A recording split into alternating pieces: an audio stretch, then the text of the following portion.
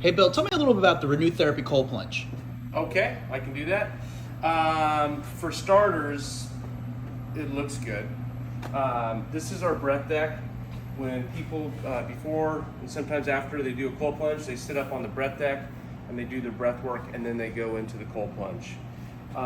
As far as design, we've got different wood types. This is a redwood. We also have this, which is called Shisugi Bond. It's a burn treatment. We actually burn this by hand and scrape it.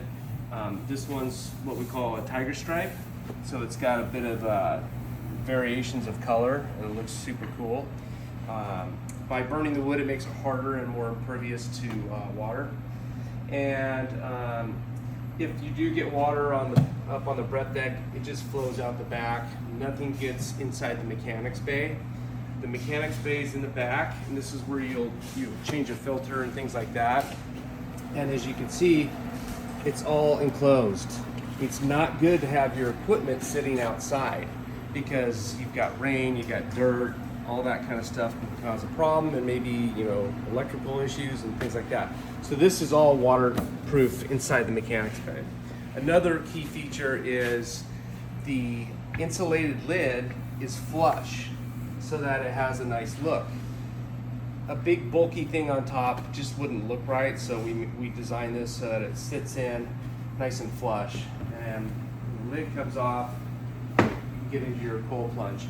We have ozone constantly flowing. The water's pulled in from the bottom into the filter, and that cold water sinks, so it's pulling in the cold and dropping it up on top, so it keeps a nice constant temperature from top to bottom.